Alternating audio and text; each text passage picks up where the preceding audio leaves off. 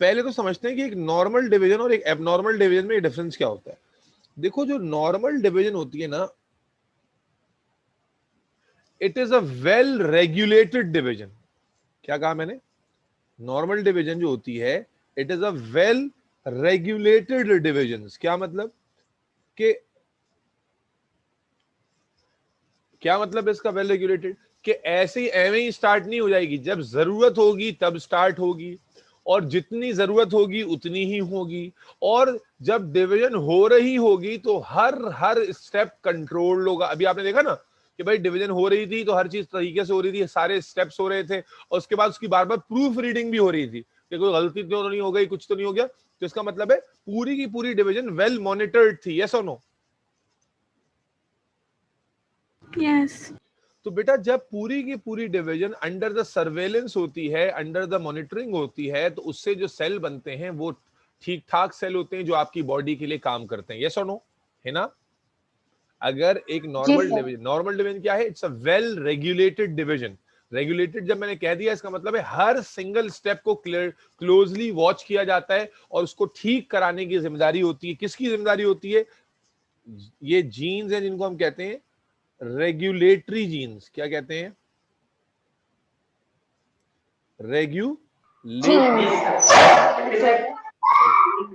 Regulatory genes. कौन सी genes है बेटा? Regulatory genes. आपने पढ़ा है ना कि हमारा हर फंक्शन जो कंट्रोल होता है वो होता है जीन्स से। तो एक पर्टिकुलर सेट ऑफ जीन्स है। ये सारा जो डिवीजन अभी आपने पढ़ा, या जो इंटरफेस अभी आपने पढ़ा, इसमें जो सारे इवेंट्स हो रहे हैं ना, इनको कंट्रोल कौन कर रहे हैं? एक सेट ऑफ जीन्स, जिनको आप क्या कहते हैं? Regulatory genes. तो रेगुलेटरी जीन्स का काम क्या हुआ कि ये मेक श्योर करते हैं कि डिवीजन का हर स्टेप, इंटरफेस का हर स्टेप बहुत ही एक्यूरेट हो, जब जरूरत पड़े हो तब हो, और जितनी जरूरत हो बस उतना ही हो, ना उससे ज्यादा ना उससे कम। और हर सिंगल स्टेप को प्रूफ रीड किया जाए, उसमें मेक श्योर किया जाए कि हर चीज ठीक हो रही है, और अगर नहीं हो रही तो उसको ठीक किया जाए। ये सारी चीजें किसका काम है? रेगुलेटरी जीन्स का। यहां तक बात समझ में आती? जी सर। यानी बाकी जीन्स हर लिहाज से ठीक काम करें, इसके लिए मेक श्योर करते हैं रेगुलेटरी जीन्स। अब क्या हुआ, मान लो यानी ऐसा है कि आपके कंपनी में there are certain group of people जो रेगुलेटरी जीन्स हैं, एंड इनका काम क्या है कि बाकी लोगों से काम करवाना, और वो सही काम कर रहे हैं नहीं कर रहे इसको मुसलसल देखना, और अगर गलती कर रहे हैं तो सही कराना। जब भी काम सही चलेगा ना भाई। क्या मसला है? क्या मतलब समझ में आया नहीं आया? जब सब चीजें रेगुलेटेड होंगी तो काम भी सही होगा, और अगर काम में कहीं खराबी आ गई तो उस काम को ठीक भी कर लिया जाएगा, और कंपनी का फायदा होगा। यस और नो? यस। अब इमेजिन करो हिना कि रेगुलेटरी जीन में करप्शन हो जाए, यानी कंपनी में वो जो रेगुलेटर लोग हैं वो हो जाए करप्ट, वो अपना काम ना करें। इसका कॉन्सिक्वेंस समझ सकती हो क्या हो सकता है? जब रेगुलेटरी जीन यानी उन कंपनी के रेगुलेटर्स को अगर अपने काम में इंटरेस्ट नहीं रहा, या वो अपना काम ढंग से नहीं कर रहे, तो उसका इंपैक्ट सिर्फ उन पे नहीं आएगा, पूरी कंपनी पर आएगा। यस और नो? Yes sir. कैसे? कि जब रेगुलेटरी जीन चीजों को मॉनिटर नहीं करेंगी तो क्या होगा कि अपनी हर बंदा अपनी मर्जी से काम करेगा, वो अपनी मर्जी से आएगा, अपनी मर्जी से जाएगा, उनको रोक तो कोई नहीं है। जिसका काम ठीक हो रहा है, चल भाई ठीक है, अब खराब हो रहा है, काम खराब हो रहा है।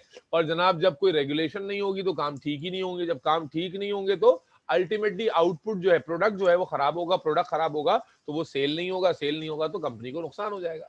तो अगर यही चीज हमारी बॉडी में हो जाए, यानी जिसको हम मेडिकली क्या कहते हैं कि किसी भी वजह से, वजह बहुत सारी हो सकती है, लेकिन किसी भी वजह से क्या हो जाए, म्यूटेशन हो जाए। किसी भी वजह से क्या हो जाए बेटा? म्यूटेशन हो जाए। किसकी? रेगुलेटरी जीन की। म्यूटेशन का मतलब क्या हो गया कि रेगुलेटरी जीन्स में कोई तब्दीली आ जाए, रेगुलेटरी जीन में गड़बड़ हो जाए, रेगुलेटरी जीन्स का जो डीएनए है वो खराब हो जाए, रेगुलेटरी जीन का डीएनए ऑल्टर हो जाए। आप समझ रहे हो? किसी भी वजह से। इसकी बहुत सारी वजूहात हो सकती हैं। सबसे कॉमन वजह क्या होती है? जी बेटा। सर म्यूटेशन का मतलब चेंज होता है। Yes, permanent change in the genetic structure. Mutation अगली चैप्टर का डिटेल टॉपिक है। Permanent change in the genetic structure. Mutation के बहुत सारे कॉजेज हो सकते हैं। सबसे नंबर 1 कॉज होता है रेडिएशन। सबसे कॉमन कॉज क्या होता है जेनेटिक तब्दीलियों का, जेनेटिक एरर्स का? रेडिएशंस, जैसे अल्ट्रासाउंड की रेज हैं, एक्स रेज हैं, ठीक है ना, मोबाइल के सिग्नल्स हैं, रेज, जितनी भी रेडिएशंस हैं, they have the tendency to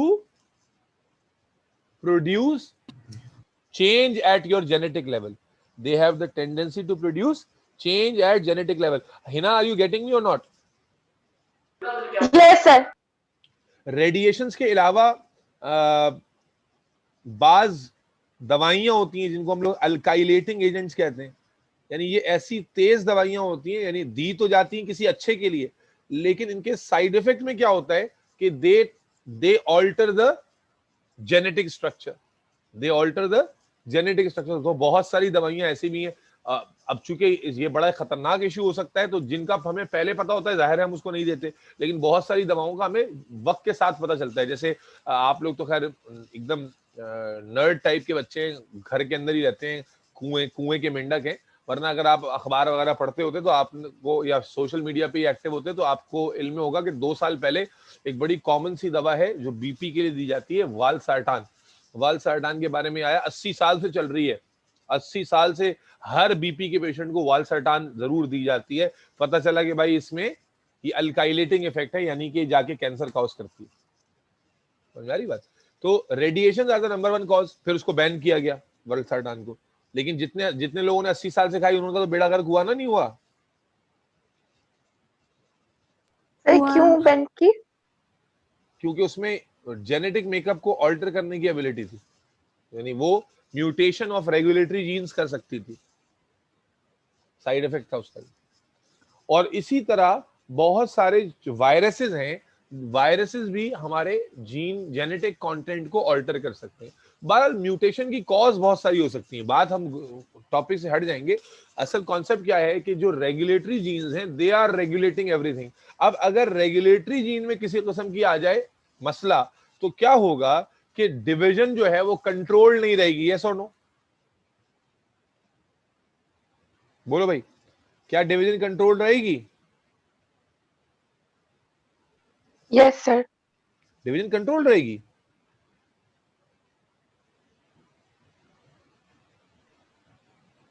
क्यों? ओ भाई, रेगुलेटरी जीन खराब हो गई ना। रेगुलेटरी जीन खराब होने का मतलब क्या हो गया कि अब डिवीजन पे कंट्रोल हट गया, डिवीजन पे जो चेक था वो हट गया।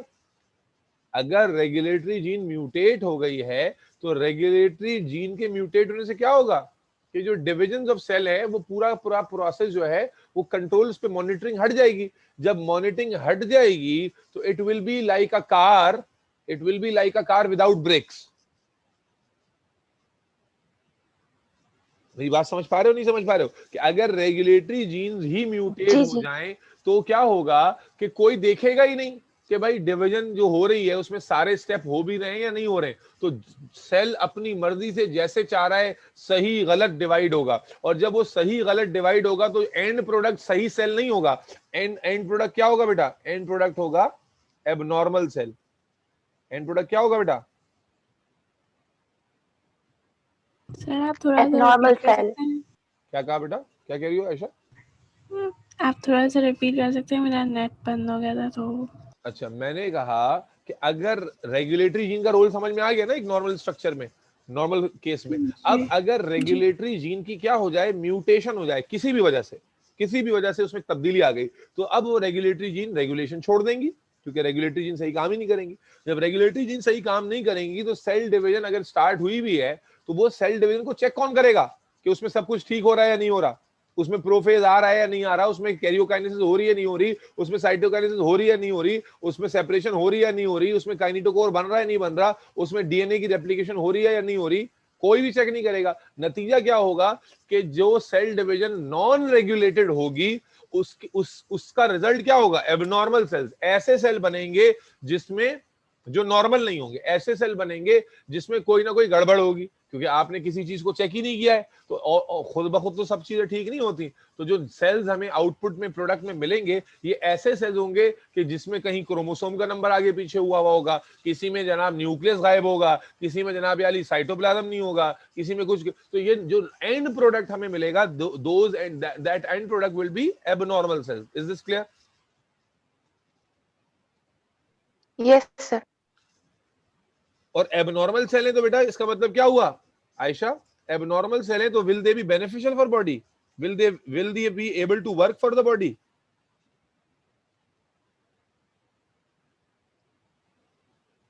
आयशा,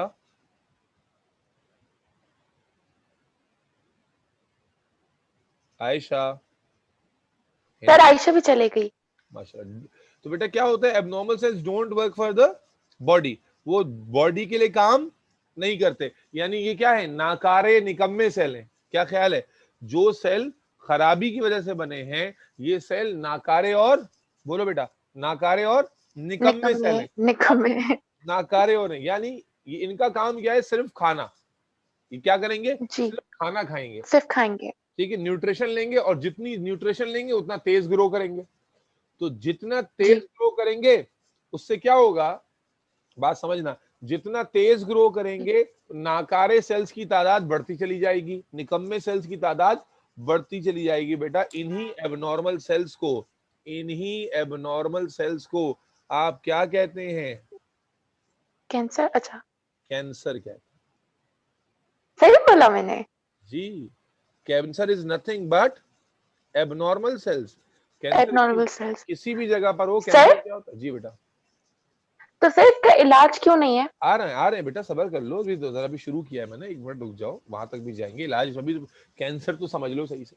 तो क्या हुआ, मालूम ये चला कि जो रेगुलेटेड जीन्स होती हैं अगर उनमें म्यूटेशन आ जाए तो डिवीजन को वो मॉनिटर नहीं कर पाती, डिवीजन वहां से एबनॉर्मल हो जाती है, अनकंट्रोल हो जाती है, और उस वजह से जो सेल्स बनते हैं वो भी खराब होते हैं, एबनॉर्मल सेल्स होते हैं, बॉडी के लिए काम नहीं करते, और इन्हीं को हम क्या कहते हैं, कैंसर। यहां तक बात समझ में आ गई? जी, अब देखो कैंसर में असल में नुकसान क्या होता है, पहले तो ये समझिए कि लेट सपोज कि ये एक जगह है, ये एक स्किन कैंसर हो गया, अल्लाह ना करे किसी को, या कोई भी जगह का कैंसर हो गया, लेट सपोज ये वो जगह है, यहाँ पर ये नॉर्मल सेल्स हैं, ठीक है ना, लेट से ये सराउंडिंग में नॉर्मल सेल्स हैं, और लेट से कि यहाँ पर एबनॉर्मल सेल्स ग्रो कर रहे हैं, ये एबनॉर्मल सेल्स ग्रो कर रहे हैं, ठीक है, ये एबनॉर्मल सेल्स ग्रो जी, कर रहे हैं। तो एक तो ये कि एबनॉर्मल सेल्स को चूंकि वेल रेगुलेटेड डिवीजन से तो गुजरना नहीं है ना, इनको तो अपनी मर्जी से डिवाइड होना है, इसलिए इनकी डिवीजन तेज होती है, इनकी डिवीजन तेज होती है। प्लस ये कि बॉडी के लिए कोई काम नहीं कर रहे, बॉडी के लिए कोई काम नहीं कर रहे। अच्छा, अब होता क्या है नहीं कर कि रही। लेट सपोज यहाँ इस ऑर्गन में ब्लड सप्लाई आ रही है, भाई हर स्ट्रक्चर में ब्लड सप्लाई होती है ना, ताकि उसको यूज करके न्यूट्रिएंट्स मिले, सब कुछ मिले। तो जो जी, न्यूट्रिशन मटेरियल यहाँ पहुंचता है, चूंकि एबनॉर्मल सेल ज्यादा तेजी से ग्रो कर रहे हैं, तो वो न्यूट्रिशनल कंटेंट कौन ले लेते हैं, एबनॉर्मल सेल। इससे क्या हुआ, न्यूट्रिशन लेने से क्या हुआ कि जब इनको न्यूट्रिशन ज्यादा मिलेगी तो इनकी ग्रोथ और तेज हो जाएगी, यस और नो?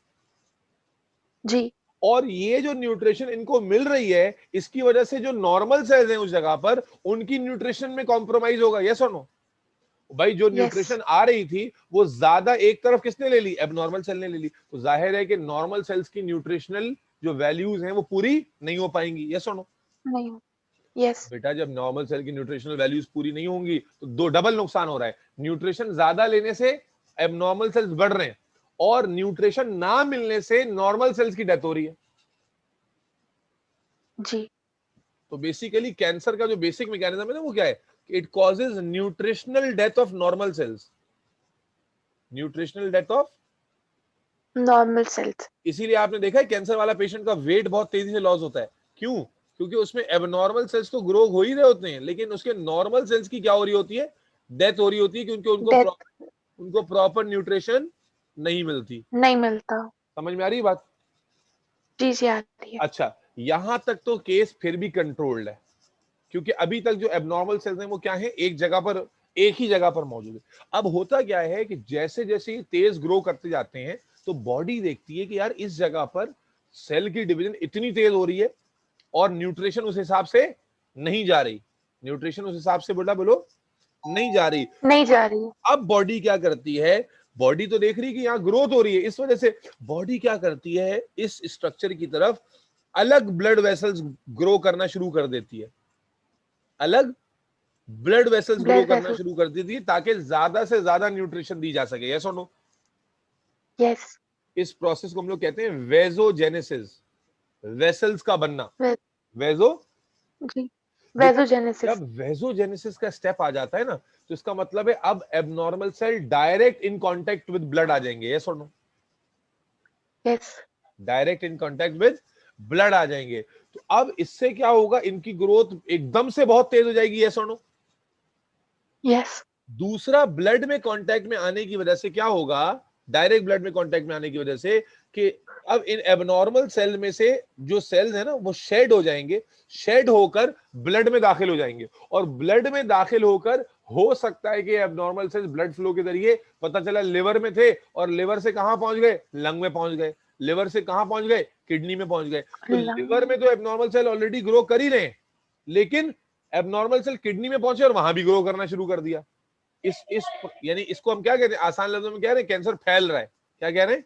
जी जी, कैंसर फैल रहा है। और इसको हम मेडिकली क्या कहते हैं, मेटास्टेसिस। क्या कहते हैं?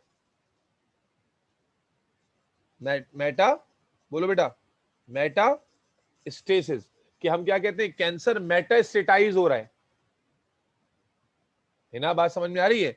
कैंसर फैल रहा है, मेटास्टेसिस हो रही है कैंसर की, है ना? हेलो, है ना? सर ये जो एबनॉर्मल ये जो है, ये आपके नोट्स में है नहीं? बेटा ये लेक्चर मैं रिकॉर्डिंग पे डाल चुका था, मैं आपको ये लेक्चर रिकॉर्डेड भी भेज दूंगा, ताकि आप ये जो पार्ट आप लोगों का मिस हो रहा है ना, क्या इंटरनेट का मसला आ रहा है, क्या आ रहा है? जी सर, वो पता नहीं क्यों बार बार बंद हो जाता है। हाँ, मैं इसीलिए मैंने रिकॉर्डिंग की लगाई हुई, जैसे ही रेंडर हो जाएगा ना, अभी मेरे इसके बाद एक और क्लास है, उसके बाद ये रेंडर होगा, मैं इंशाल्लाह रात तक या कल सुबह इसको भेज दूंगा। तो इसका लास्ट पार्ट आप सुन लेना, ये स्टेप बाय स्टेप समझना जरूरी भी है। तो मैं यहाँ तक तो समझ में आ गया था ना कि रेगुलेटरी जीन्स होती हैं जो रेगुलेट करती हैं, और रेगुलेशन अगर नहीं होगी तो डिवीजन ठीक नहीं होगी, जब डिवीजन ठीक नहीं होगी तो जो आउटपुट होगा, जो प्रोडक्ट होगा, वो एबनॉर्मल होगा। सेल जो एबनॉर्मल होगा, इसी एबनॉर्मल सेल को हम क्या कहते हैं, कैंसर कहते हैं। और कैंसर सेल क्या है, चूंकि एबनॉर्मल होते हैं तो they don't work for the body, ये बॉडी के लिए काम नहीं करते। ये सिर्फ अपने लिए, ये नकारे निकम्मे और हड हराम किस्म के सेल्स होते हैं। बात समझ में आ रही है? जी सर, ये जो जिनको कैंसर होता है इनमें एबनॉर्मल सेल होता है। हाँ, कैंसर असल में कहते ही एबनॉर्मल सेल्स को बेटा, एबनॉर्मल सेल्स ही को कैंसर कहा जाता है, कैंसरस सेल्स कहा जाता है। अच्छा सही।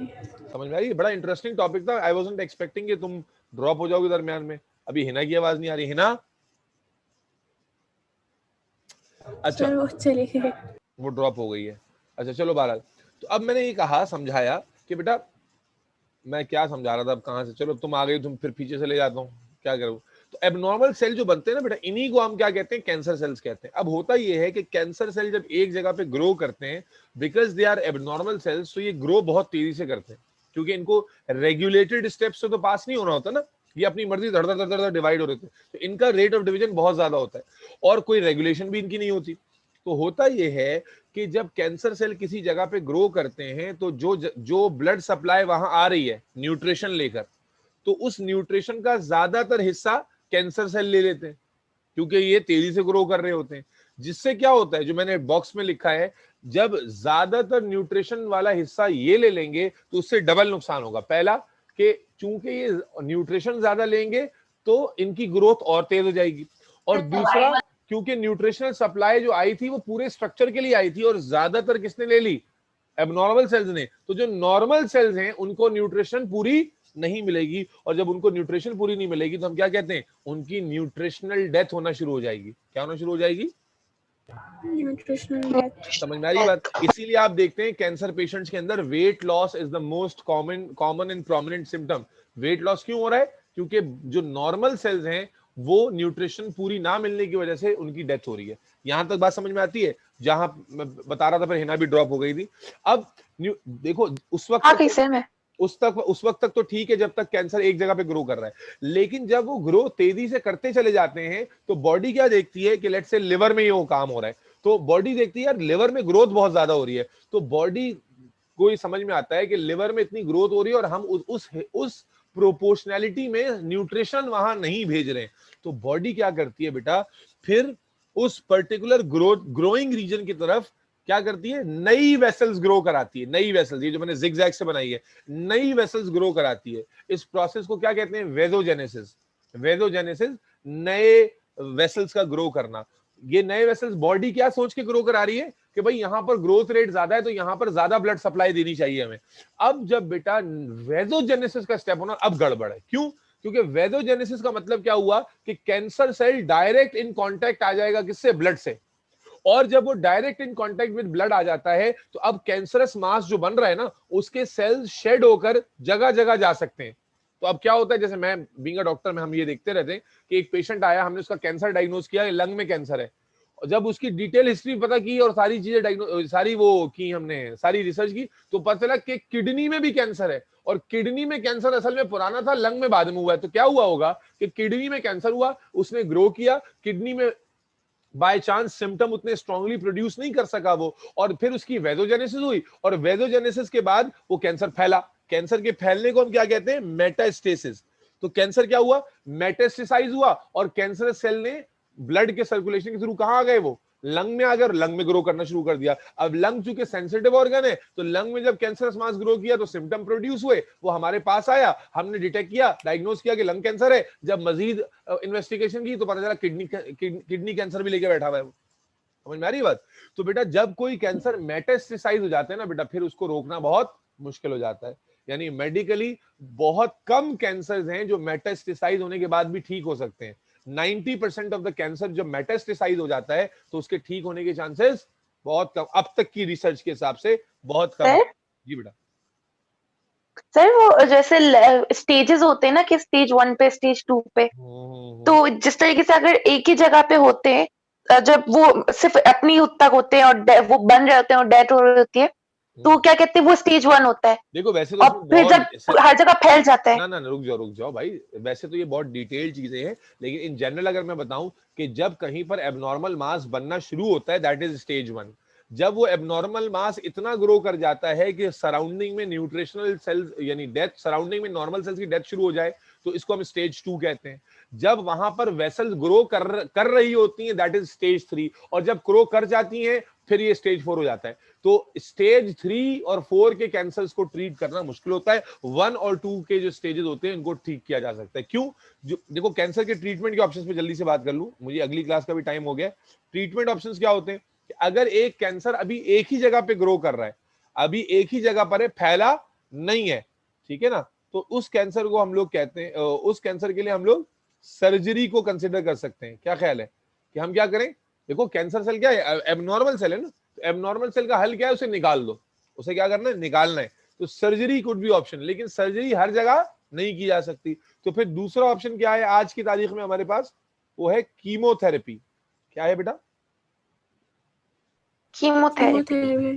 कीमोथेरेपी में क्या होता है, कीमोथेरेपी में हम ऐसे स्ट्रॉन्ग ड्रग्स देते हैं, ऐसे स्ट्रॉन्ग मेडिसिन देते हैं जो जाकर क्या करते हैं, एबनॉर्मल सेल्स को डिस्ट्रॉय कर देते हैं। एबनॉर्मल सेल्स को क्या कर देते हैं, डिस्ट्रॉय। लेकिन अब तक हम लोग डेवलप नहीं कर पाए हैं हाईली स्पेसिफिक कीमोथेरेपी। अभी तक क्या होता है कि हम जब कीमोथेरेपी कर रहे होते हैं तो जो ड्रग्स हम दे रहे होते हैं, जो मेडिसिन हम दे रहे होते हैं, वो सिर्फ जो है ना वो एबनॉर्मल सेल्स को डिस्ट्रॉय नहीं कर रही होती, बल्कि वो सराउंडिंग में नॉर्मल सेल्स को भी डिस्ट्रॉय कर रही होती है। बात समझ में आ रही है? तो हमारा टारगेट क्या है थ्योरेटिकली हमारा टारगेट ये है कि जैसे जैसे हम तरक्की करें, आगे जाएं, वैसे वैसे हम जो है वो ऐसे सेल्स ग्रो, ऐसे ड्रग्स डेवलप कर लें जो हाईली स्पेसिफिक जो है ना टारगेट को रीच करें, हाईली स्पेसिफिक हिट करें टारगेट को। यानी जो एबनॉर्मल सेल है उसको ढूंढने और सिर्फ ढूंढकर उसी को मारें। अगर ऐसा हो पाया, जैसे ब्लड कैंसर में ऐसा हम कर पा रहे हैं, ब्लड कैंसर की बहुत सारी टाइप्स में हम लोगों ने ऐसे ड्रग्स डेवलप कर लिए हैं